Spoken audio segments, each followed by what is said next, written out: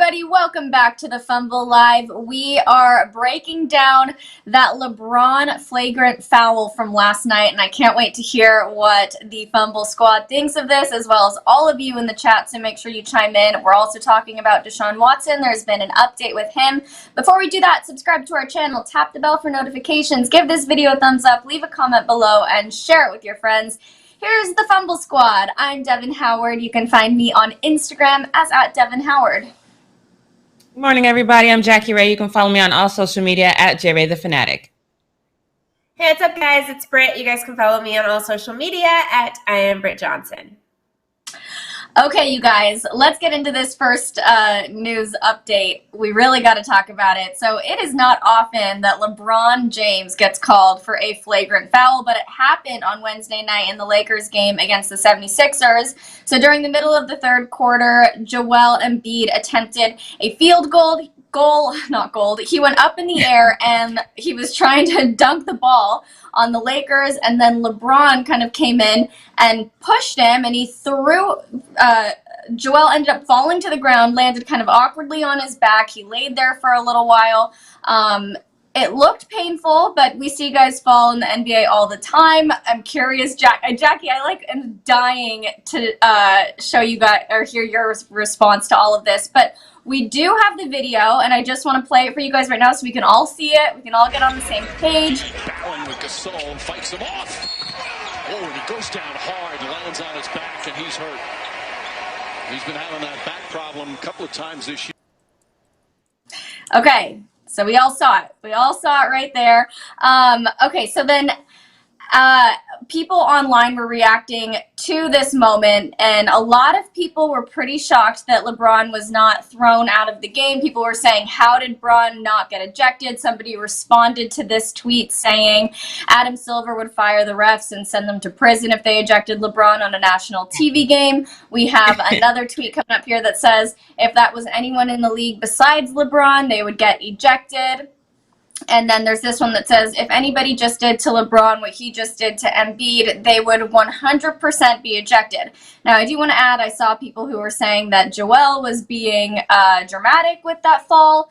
But after the game, he did provide a comment about it, and he said he felt like he got the short end of the stick with that call. He felt like LeBron needed to be hit with an F2. He said that was a hard foul. If that was me, I would have been ejected from the game. I thought it should have been a flagrant 2. So he clearly feels like they did not make the right call there. So Jackie, going to you right now, what is your reaction to this? I think Joel has selective amnesia because he is incorrect in saying that if that had been him, he would have been kicked out of the game, because Joel might as well have been ludicrous because he was throwing bows the whole game. He was busting AD all in the mouth. He bust LeBron in the face a couple of times, and they just called it a normal foul. So LeBron was not going to let him come up in that lane and bust him in the face with another elbow. So he defended himself. So Joel's incorrect, because I thought that Joel should have been called for a flagrant when he busted AD in the mouth.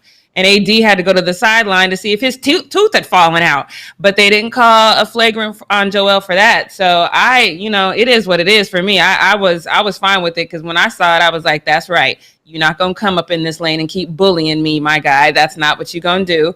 I do think what ended up happening is Joel tried to make more out of it than what it was, and kind of set himself up for that, because he definitely could have braced himself a little bit more, but he was trying to flop a little bit more, and I get that, and that just kind of went wrong on his end. But I thought the normal foul was the right call, because payback is, what payback is, and that's just what that was. So LeBron hasn't received a flagrant foul since 2014, and it's because he doesn't do unto others normally as they do unto him, but he felt like doing unto others last night, and I was fine with it. I know Britt's not fine with it, but I watched that entire game.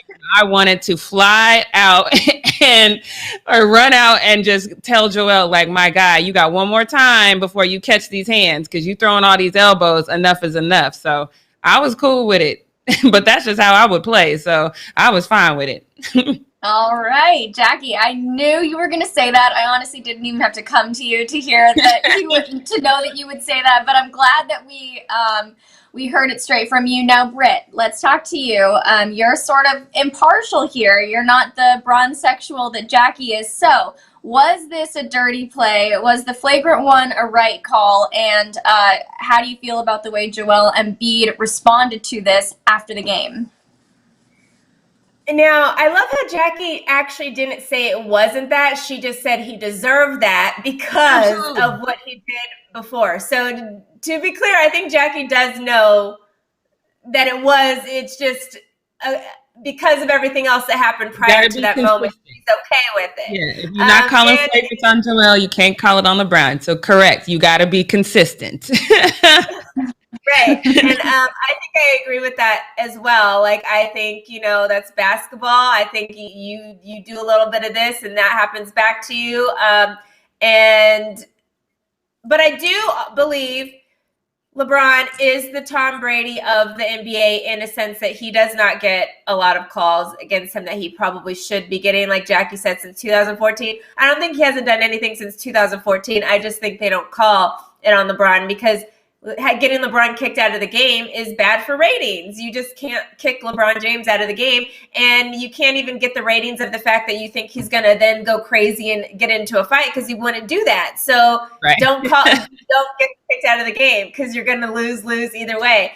But I think they're just trying to make everybody forget that the Lakers lost to the Sixers last night. I think Lakers fans are now just arguing or want to talk about this moment because they don't want to talk about the loss that they took last night. So I'll talk about the loss.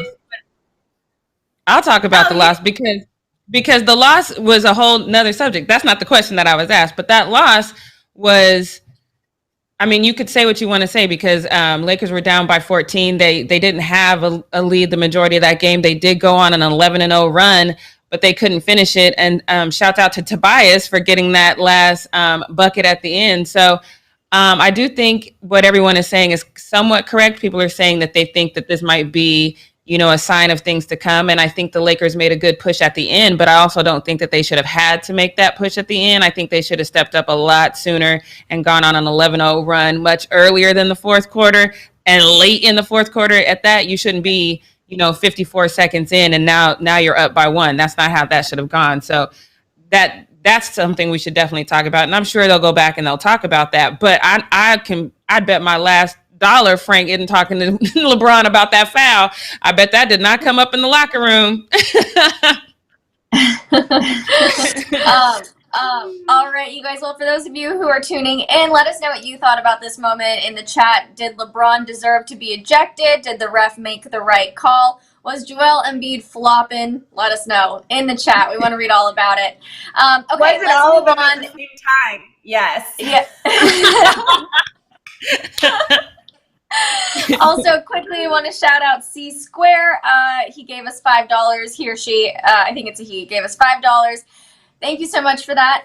Really generous and nice of you. We appreciate it. Now let's get into this next update about Deshaun Watson. So Deshaun reportedly made a formal trade request weeks ago. So we've known that this is kind of been the way things are going to go with him. But apparently that formal trade request came in weeks ago. He, in the past, has received support from Andre Johnson and DeAndre Hopkins, and they all pointed their fingers towards the executive vice president of football operations as the reason things are kind of crumbling over there for Deshaun. So, Britt, I want to ask you first, did the Texans drop the ball by letting their star player go? Should they have done more to try and keep him around? I mean, yeah, they had been dropped the ball, honestly. From the Bill O'Brien thing happening, that was obviously the best move they could have made, but then everything after went downhill. Like, I thought they were going to do something, and this has been the story for the Houston Texans for the last, I want to say 7-8 years. Every single time we think, okay, actually, they made a good move here. Actually, that was a good pick. Actually, they did this good. We're thinking they're going to change the organization around. Oh, actually, they're having a playoff season. Oh, they're going to the AFC, like all this kind of stuff. And then they don't finish it out. Like, nothing is ever finished. They immediately revert back to old ways and take, the 5 steps forward, but then take 10 steps back, and it's so weird to see. And it's so frustrating, especially I know for a guy like JJ Watt, who's been with the team the whole time. And he's seen, their great seasons, and then every time following a really good season, they have a losing season, and it's just like every time they get a little bit closer and then they go all the way back and have like a 4-12 record. So I don't know. It's just weird. It's confusing with the Texans for sure. I get why Watson wants out. I actually read this tweet from Derrick Henry this morning that said that he was happy because it's good for him because they're in the same division, so he knows that like the Texans do have that capability to be a great squad. They just kind of ruined it themselves. So he's like, oh, if Deshaun's out, that's good for me. Like, I'm happy for him because that's good for our division, because he does know how good Deshaun is. We talked about it a million times. He led the lead in passing, even though he did not have any star, receivers around him this season. And still all the lies that circulate the Texans with like them telling Deshaun, you're going to have part in this. We're going to do this and blah, blah, blah. And it doesn't happen. Like, I don't necessarily believe players should have, the decision to pick the GM and the head coach. But if you tell the player that, at least entertain them enough to interview the guys that they asked you to interview, So I think it's just like they keep just biting themselves in the butt for no reason. So I get why Deshaun wants out. I don't think the Texans did anything to try to keep him there. They got rid of every possible thing that would have made him happy, starting with DeAndre Hopkins and then trailing down to now they didn't get the GM he wanted. Head coach thing is not going to work out. It looks like, who knows, whatever. But like, I don't know. I just feel like it's their own fault. It's their own fault. And I said this in the past, interviewing the person that he wanted them to talk to would have been so easy, especially in these times. No flights, no long dinners, literally 60, 90 minutes on a Zoom call, and it would have been done. And if they told him that they would give him that, courtesy or that, the opportunity to have that happen, they really should have followed through with it. So I agree 1,000%. Now, Jackie, what could they have done besides hire the person that he wanted them to hire? Do you think that there was anything else that they could have provided him in order to keep him around? Well, like Britt said, first and foremost, you don't trade DeAndre Hopkins, and that was an out of the blue. That didn't make sense. And I think that when you're a quarterback and it's your job to get the ball to a receiver and them shipping that receiver off, that honestly was probably the nail in the coffin before we even knew the coffin was there. I'm sure he was feeling like, what do y'all got me out here doing? And for him to go out and, like Britt said, do what he did despite not really having any weapons is amazing. So they literally should have said, they should have been a conversation. Let's go to dinner. If we're going to be COVID friendly, let's have a Fumble or a online dinner, and let's just talk. Like, what can we do? On every normal job you have, sometimes you have those year reviews or whatever, where your boss sits down and says, okay, what are you happy with? What could we do better? And they tell you what they're happy with, and they tell you what you can do better. And you can't be in that kind of bubble where you don't even see people who aren't even Texans fans are hashtag free Deshaun Watson. You can't see that kind of energy coming and think that it's not impacting him in some way. And on top of that, JJ Watt apologizing to him and saying, hey, I'm sorry, your career is wasting away here. And for JJ Watt not only to do that one-on-one with Deshaun, but to do it publicly as well, that's a lot. That would have made me go, okay, we've got our star guy in JJ saying, hey, I'm sorry, you're wasting away here. That's too much. We need to do something. And like I said before, the lies that they told about why they didn't even interview Eric were too much for me. And that's when I said I didn't care if they hired Deshaun or Eric or not. Deshaun needed to be out, because they said, oh, we can't interview Eric because KC is still in contention for the Super Bowl. They had a bye week the first week. You could have interviewed him then. So your lies don't even make sense. Like, if you're going to tell a lie that makes sense. That's my only thing. And so this one was just too much. I definitely respect how Deshaun is handling it. He requested his trade. We're just now finding out that this was weeks ago, and he's being silent about it. He's just going to let his agent do his work. But I can guarantee you that man will hold out if Texans want to play hardball and not give him his trade, he's not going to be on that field. He's going to play hardball, and I think that's exactly what he should do. And I respect the way that he is handling this situation. I agree 1,000%. I see people in the chat talking about where they would like to see Deshaun go, and I know we've discussed this before, but now that we know that trade request is formally in, I'd like to revisit this again. I see someone in here says, Jonathan says Watson for the Mile High. Jeanette says Deshaun. It's not going to happen. Jeanette says Deshaun to the New York Jets. Samuel says Watson to Washington. So where do you guys think is the likely landing spot for him? Britt, do you have any teams in mind? I still think the same with Washington. If not, depending on how this Dak stuff starts to go in this off season, once off season kicks off for the NFL, I could say Dallas, because I know Jerry Jones has liked Deshaun Watson a lot, and I could see him trying to get something there if, again, the Dak Prescott stuff doesn't seem to be like panning out, because we can still franchise tag him this upcoming year and then automatically do a trade for Deshaun Watson in that situation. So that is a very good possibility for the Dallas Cowboys as well. So I think maybe I see him in the NFC East, I guess. All right. And Jackie, what do you think? I would love to see him in Denver, just like someone else in the chat said, but I know John Elway. I've actually met John Elway personally, and I can tell you that is not going to happen. I think that would be awesome. I think I've always said Washington, just because it just seems like the easiest and trade to get done. I see some people in the chat saying Raiders. I think the Raiders could use him because I think Derek Carr has proven who he's going to be. I just don't know if that makes sense. I saw somebody else say the Saints, and that's not going to happen. Sean Payton is just too in love with Taysom Hill, so I don't know where he's going to end up. I'm sure, given I hate to say New England, but I got to say New England because that just seems like the right spot for me. He's going to end up in New England. I think they're going to get Jimmy G. Yeah, well, that's what Belichick wanted. There was a time when Belichick wanted to move away from Brady for Jimmy, so that makes sense. But I would love to see Deshaun in New England. I just would. I think it would be a good thing for him. Interesting. So you guys both listed two teams that nobody in the chat has mentioned. Britt with her Cowboys, Jackie with the Patriots. Mamba Machine says New England. What? Yeah. So I think that's funny. What? I think it would be a good look. I think it would be a surprisingly good fit because Deshaun's already proven he can make it happen with no receivers. So, you know.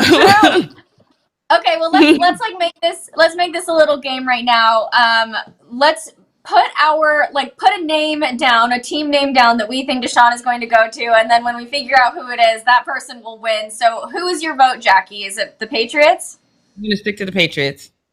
Okay, and then Britt, are you going Washington? Yeah.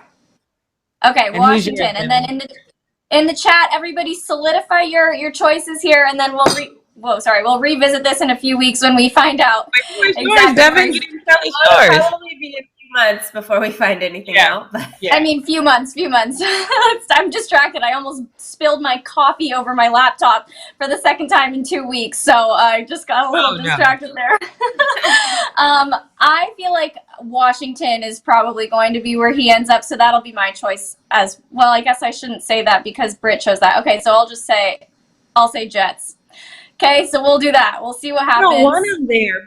That's purgatory 201. I'm not saying I want him there. I think it's going to be Washington, but Britt already said that, and we can't have two winners. Okay, you're right. So I'm just going to take one for the team. I see the Panthers in there, though. The Panthers is actually a good guess, too, though. I see that one.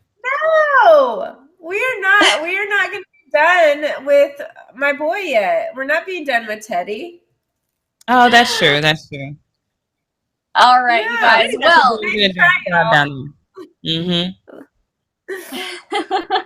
okay, you guys. I'm gonna wrap up. We'll figure it out.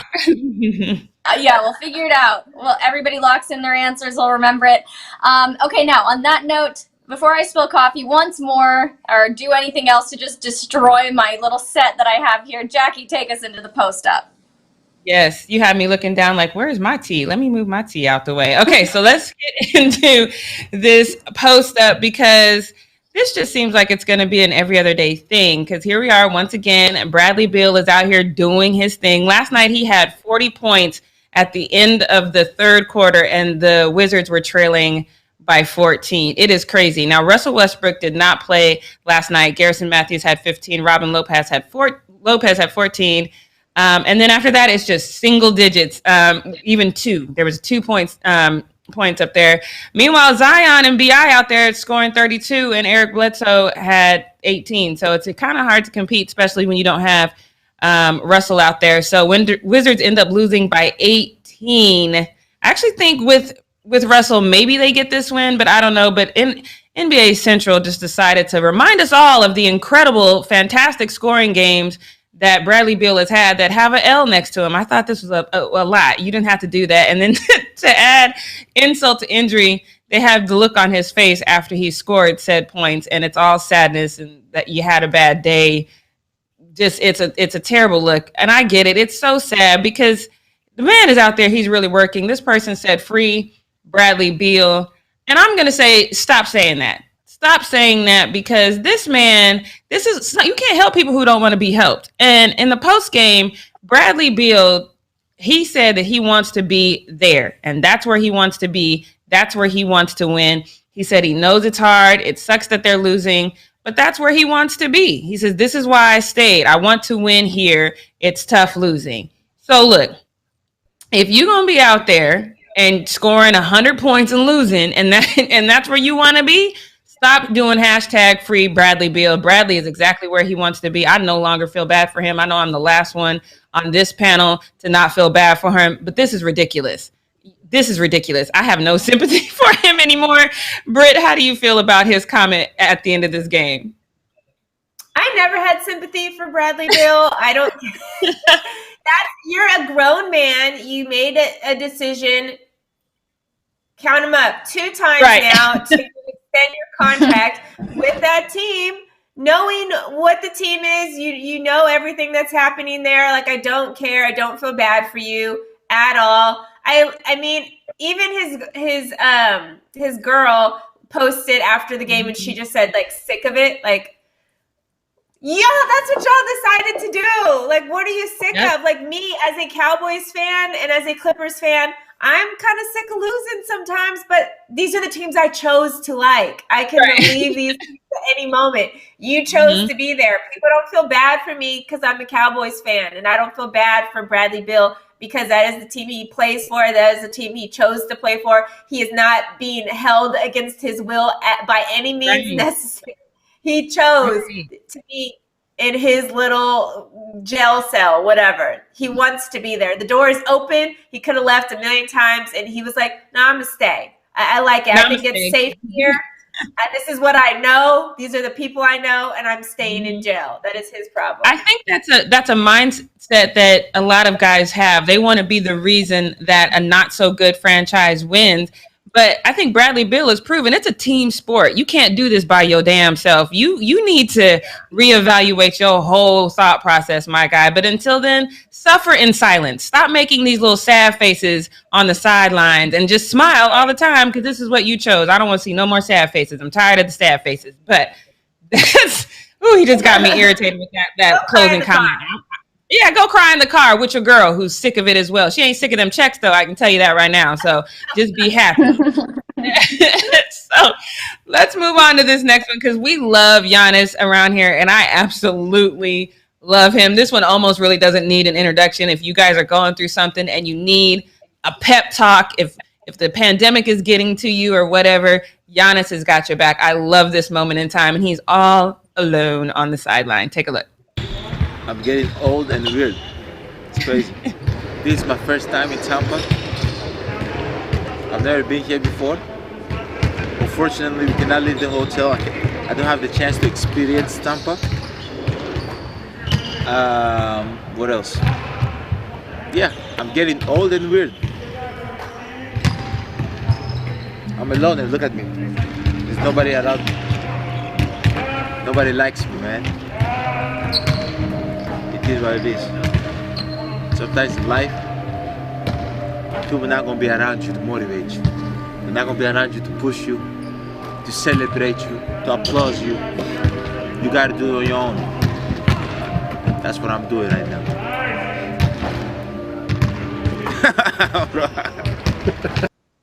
And you know why he laughed at the end? Because he knows he has a cuddle buddy at home. I'm just throwing it out there. Oh, Jackie. I'm just saying. Come on.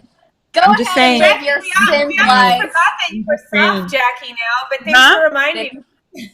Hey, that's why he was like, I'm all alone. Haha, right now. I'm be good later. It's fine. That's what that was. I'm telling you. And the motivation wasn't his girl just running on the freaking doing suicides with the baby in her arm. Like, oops, I missed again, babe. He. Man, you did that on purpose. I know you did. Okay, babe. Daddy will make it next time.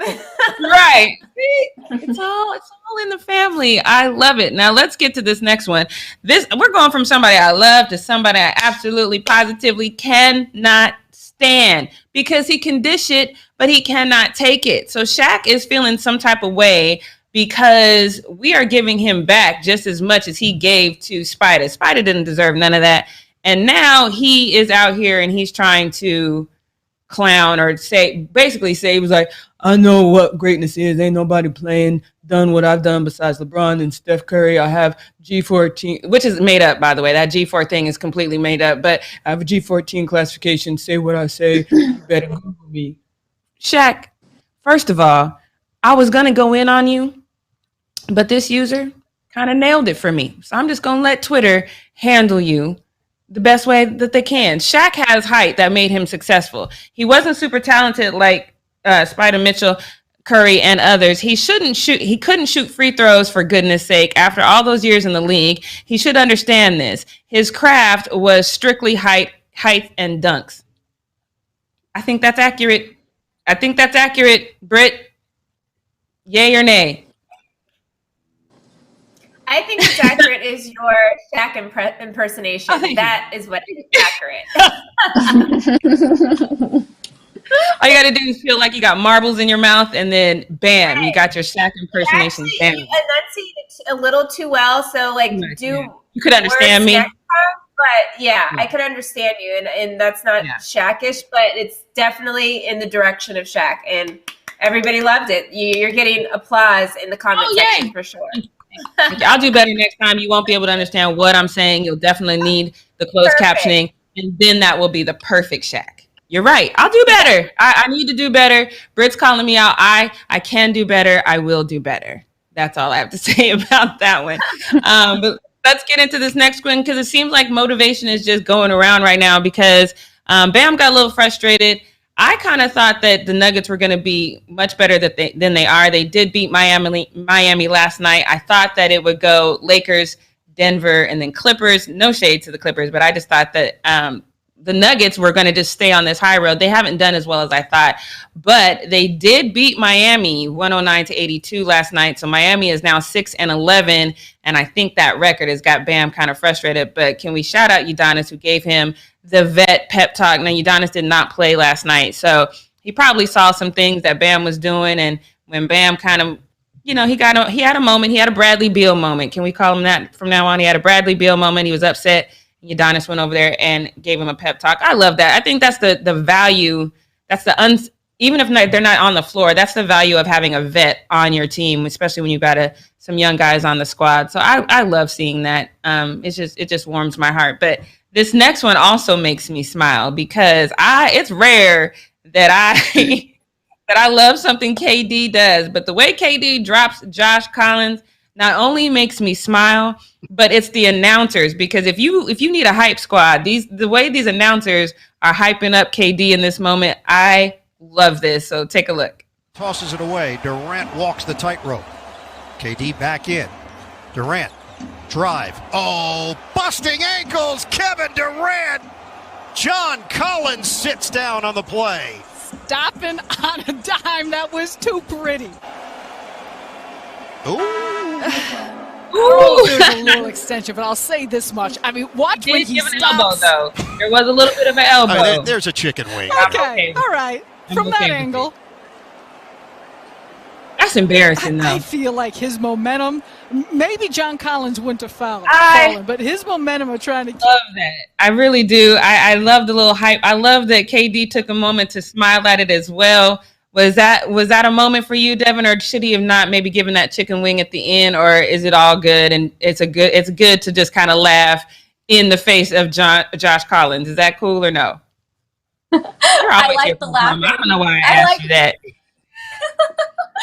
You know, I'm going to be living here for like all the mean stuff that happens. But yes, I mean, Right. KD, he does stuff off the court that is irritating and annoying. But in this moment, I do appreciate the laughing, the smiling, the confidence. I think it's fun to watch.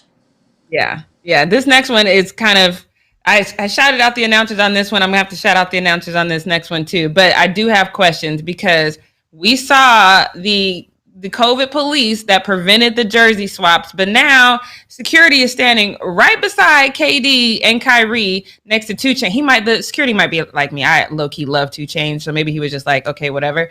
But where's the outrage? This is blatant COVID protocol breaking. Take a look at this. They're not even trying to hide it. And Kyrie, please put it. KD, put the shirt on. You too skinny. I don't like that look. Jerseys being autographed and exchanged. You should have a t-shirt on at all times. It should be required. Oh, man. That's The announcer's like, With that, we call it a night. Except for Hawks Live Post. I don't like that. I don't like KD with no shirt. It bothers me to my core. I don't like it at all. But I love 2 Chainz, so I love this moment. But the fact that security was standing right there and was just like, okay, let them happen. Kyrie got a full-on pin out, and he's signing it. This is ridiculous. But 2 Chainz did love it, and I loved how he shouted out KD because that was one of his things. He was excited to see KD, so I'm glad it happened for him. Check it out. I ain't gonna lie. KD, look, you one of my favorite players to watch. You a beast. Man, you look so good after this injury, bro. I literally couldn't tell, man. I enjoy watching you play. You know what I'm saying? I appreciate the love. Appreciate the jersey. For real, no? True. Oh. I love 2 Chainz, so I love that moment. But security, you need to do better because that was ridiculous. I'm going to have to go to Britt on this one because, I always try to get her mom fever up. This one, I just don't know. I am not a fan of this next picture, which is going to be Cannon Curry. Now, I know, I don't know why. Usually kids kind of get me going, but this child does not pull out not one of my heartstrings. I don't know why that is, but Aisha posted this and said Cannon Curry out at the line, he shoots too. I don't know. Britt, does this kid do it for you? Because it doesn't do it for me.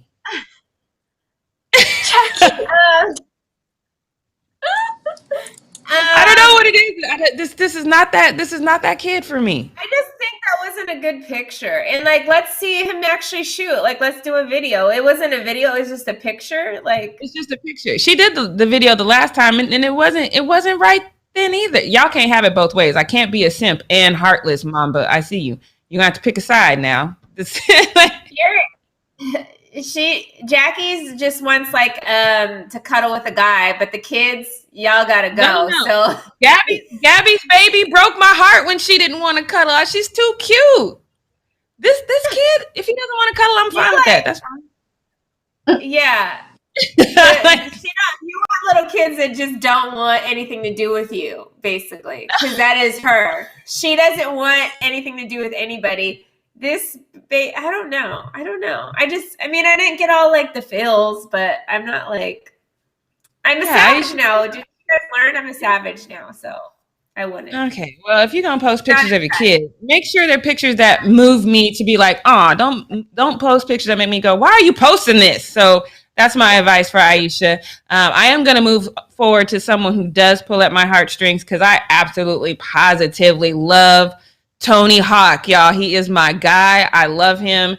This video, though, I I watched it. It shot my anxiety through the roof. I'm just going to admit that right now, because Tony Hawk is 52 and he's out here doing 720 spins, and it was a little unnerving to me. But he did tell why he was doing it. He's going to tell part of it, and then he's going to tell you the reason at the end. But he says, quote, "I recently made a 720 and it was a battle. The last one I made before this was over 3 years ago, and it's much harder now, all things considered. Recently dislocated fingers hinder my grab. My spin is slower, so I need to go higher for full rotation, and I'm really old." You going higher at 52. This bothers me, Tony. I love this video, so let's check it out. But this not my anxiety, Tony.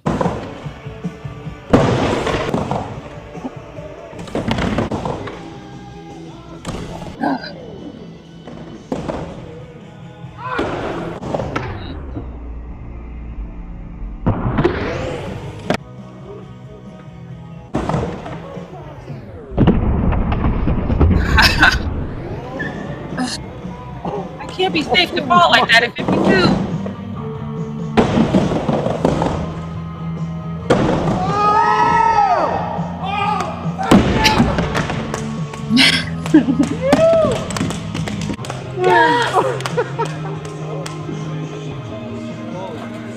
All right, Tony, good job. But let's. I can't imagine if the anxiety I'm feeling like. What is his wife and kids feeling like? I just can't imagine their anxiety.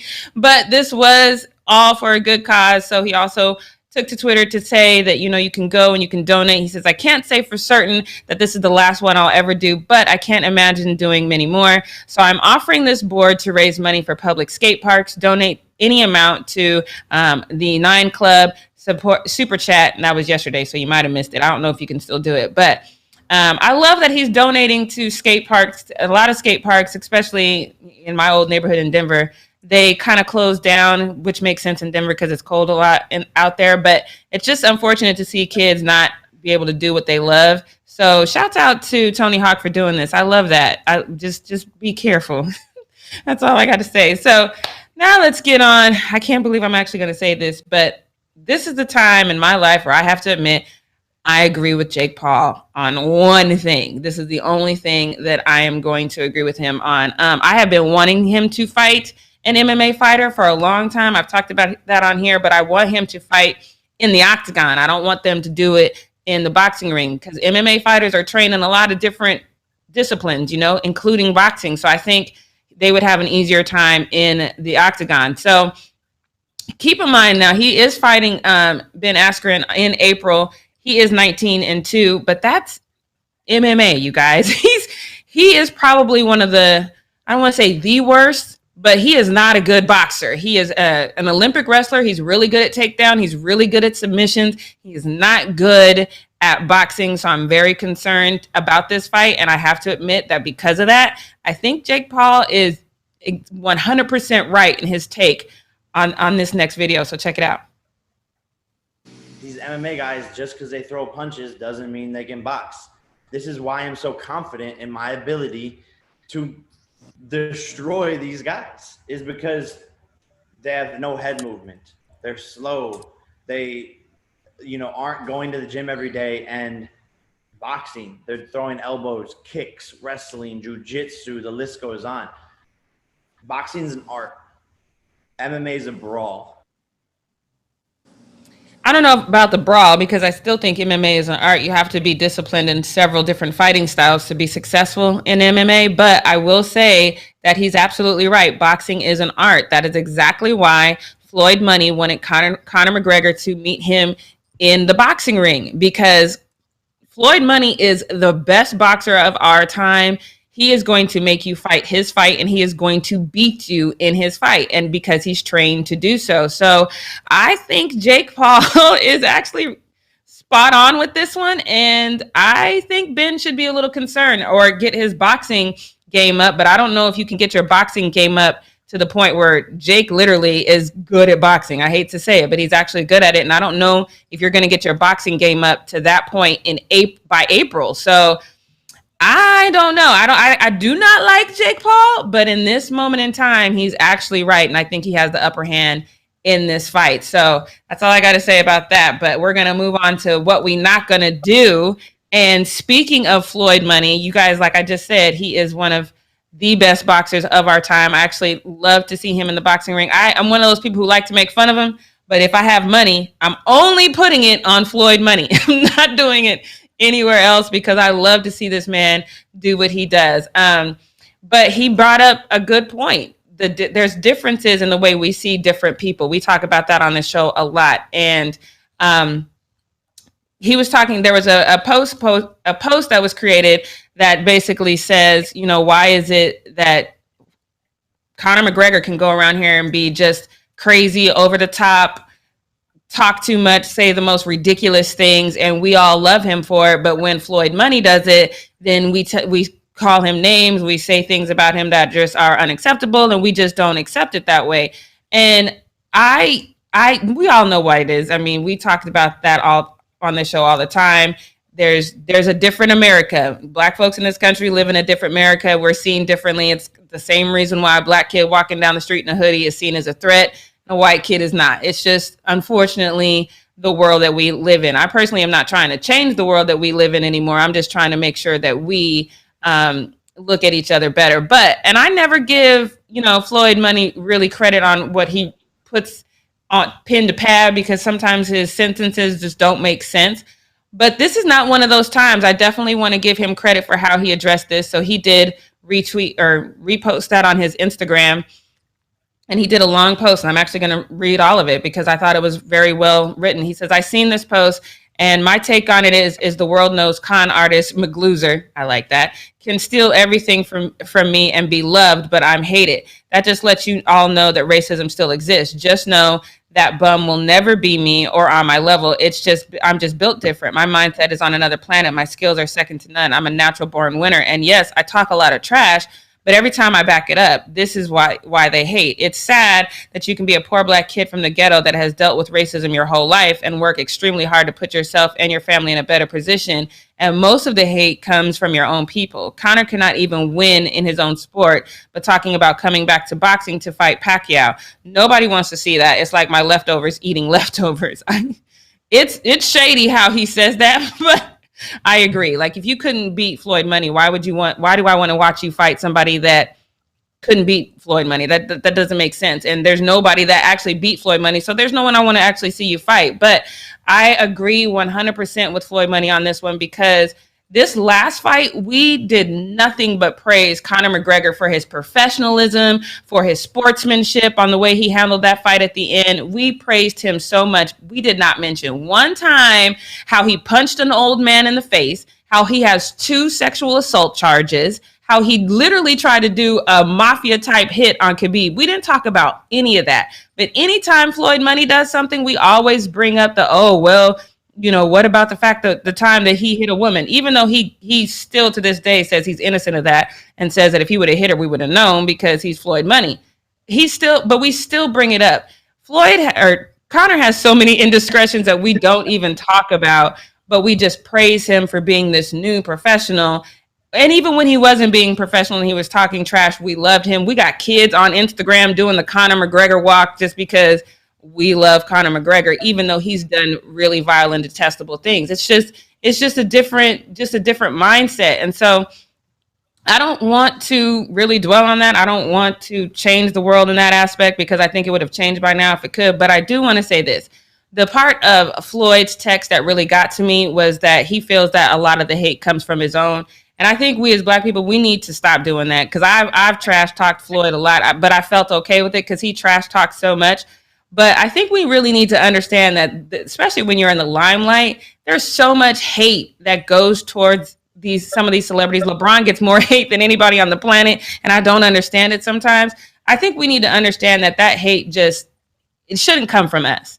We understand that we live in 2 different Americas, and that's fine. But let's do our best to lift each other up while we can, because we know that they're dealing with things that we don't even see, things that they probably don't even talk about because they don't want to mention it. So he's absolutely right. Conor McGregor definitely gets different treatment, but I think as far as from us, he should not. So Floyd Money, I just want to take back some of the trash that I talked about you, not all of it, because some of it was funny. But yeah, I'm just going to take back some of the trash talk I did to you and say that from now on, I hope you don't fight again, because I think he's like 43 now.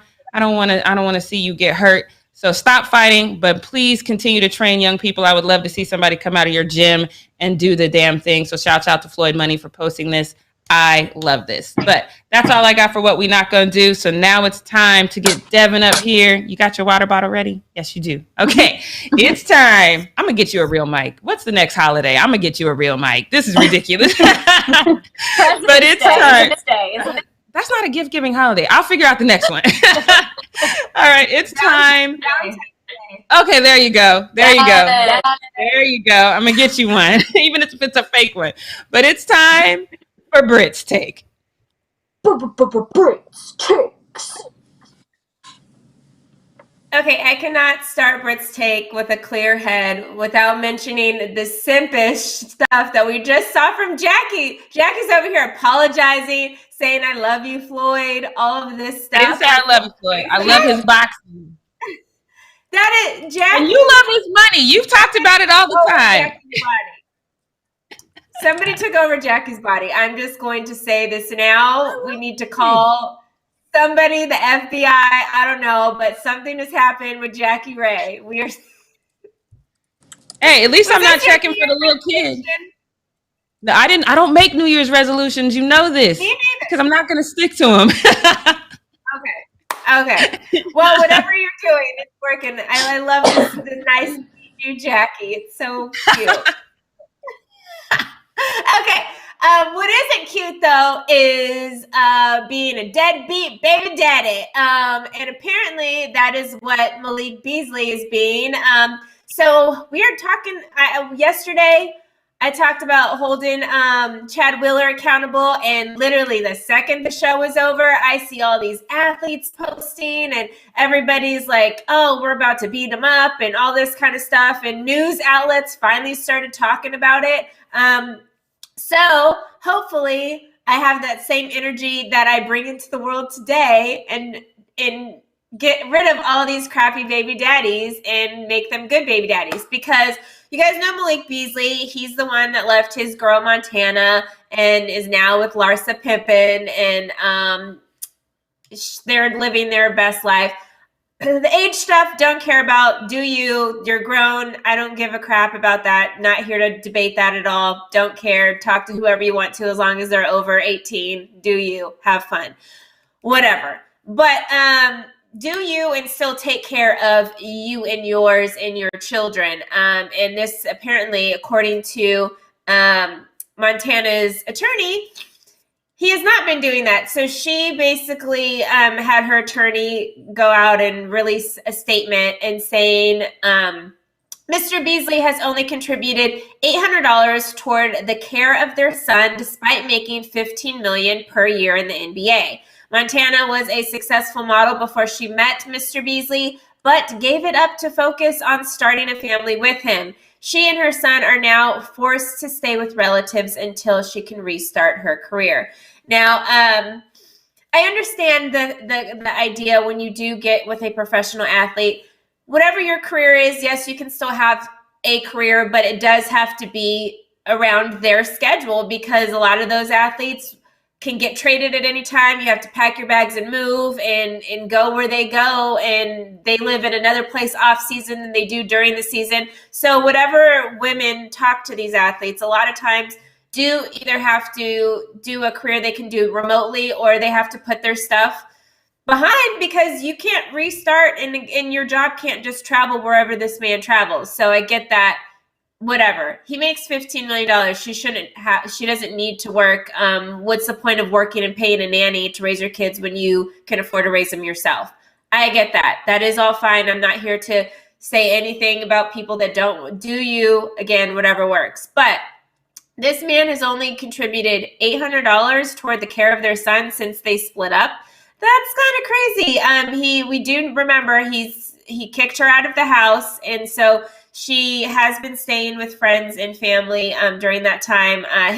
His lawyer actually responded and said this in response to what Montana's lawyer just came out with, and said, It is unfortunate that counsel for Montana has elected to misrepresent facts in the media to seek sympathy while admitting the fact that the client demanded an outrageous and obscene amount of money for not only her, but for her mother as an apparent bounty for an 8-month marriage. Counsel also admits that shortly before Montana filed for divorce, Malik bought her a $100,000 Range Rover. This is a cautionary tale for NBA players who run great risk of situations like this, which we must now mitigate in a court of law.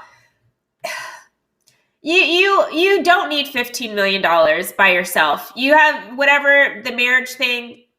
I don't care if it was an 8-month marriage. You were a grown man that decided to have unprotected sex with a woman, and you had a baby that came out of it. You got to take care of the baby. Period. Point blank. Whatever she asked for a lot of money, give her more than $800 though. That doesn't even make sense. I don't understand the situation. Like, I remember Chris Brown everybody was applauding him because he got his baby mama to only pay her $1,000 a month or something like that. Like, and he's like literally makes whatever $20-30 million a year. Like, that's not something to be proud of, that you literally are going to be only giving where your child spends the majority of their time $1,000 a month. Yes, that can take care of a regular child, but that's not a regular child. That kid needs security. That kid needs, to not feel like they're going to this resort every time they see you, but living freaking with peasants every time they're with their mom. Like, that just doesn't make sense. You are a grown man. You chose to have a baby with somebody. You need to take care of your responsibilities.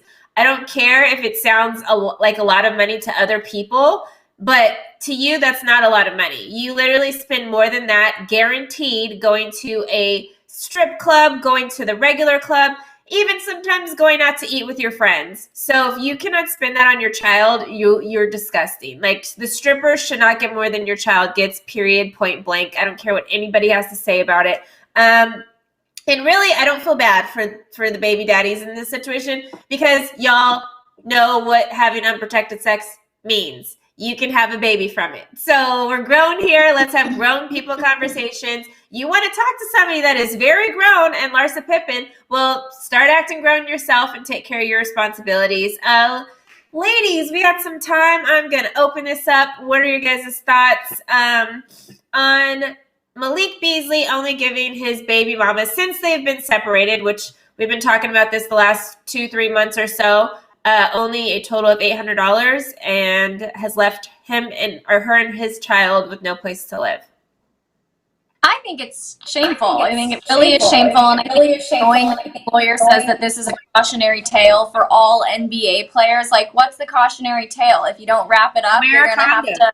Yeah, like, right? Like, if you don't want a kid, if you don't want to have to pay child support, don't get a girl pregnant. It takes two to tango here, and I feel like it's really frustrating and embarrassing that he even would want people to know that he only contributed $800. Like, that's his kid. His kid should matter to him more than that, more than, the hatred or whatever he feels towards Montana. My God, I gotta move this coffee. Jackie, I'm handing it over to you. I was like, is that the coffee again? Yeah. To me, this just tells me how trash whatever Miss Pippen is. Because there is no way on God's green earth I'ma be with a dude that's not doing for their kid. She is a trash individual. She is a trash woman. I don't care. Look, if you don't want to deal with the baby's mom, that's fine. Too bad, because the baby's mom come with the baby. Y'all got to sit down and figure out how to be, talk to each other and co-parent. But what you're not going to be doing is running around here with me spending money and giving this baby $800. That's what you're not going to do. So she's a trash individual. I can't believe she's even letting this happen. I don't have any respect for either one of these people. This is ridiculous. I can't believe it. Yeah, absolutely. Like, that is, I've literally been so disgusted and turned off by guys that don't take care of their kids. Like, I've dated guys that have had kids, and if I see you're not a good dad, I'm like, Nope. Like, I'm not going to be that girl running around, going on vacations or whatever with you, and you ain't see your kid in like a year or something like that. No, couldn't be me. Sorry. Like, and for her to like, I'm sure she's been on the Montana side of things, and well, technically not, because she's the one that cheated on Scotty. That was public with the whole future situation. But you know, you're a mom and you're with the kids the majority of the time. And, you know, if Scotty would have done the same thing to you, like, which he didn't, you know, like, look at that situation. Like, Scotty actually has been a good dad and a good provider for his family and his extended family, his siblings, and all of this. From way back when he was playing in the league, and then to come here and you're literally that fine. You want to talk to a young guy, teach him something, help him be a better dad, a better human being, because you've been through it and you've seen it and you know how to tell this little boy, because I can't even call him a man right now. You are a little boy if you cannot step up and take care of your child. Like, it's beyond me. It's beyond me. And I don't understand. Like, that's his flesh and blood. Like, if he's gonna treat his flesh and blood like that, how you think he gonna treat you? You a get around girl. How do you think this is gonna go? Think it through. It's silly. All right, you guys. Well, let's wrap up the show. Jackie, I think that you need to do it for us. Get that Shaq impression going. Close out the show for us. Okay, so what you need We to do? better not be able to understand you. Subscribe, hit the like button, wash your hands, be safe, be nice. Thanks for watching the Fumble. Peace out.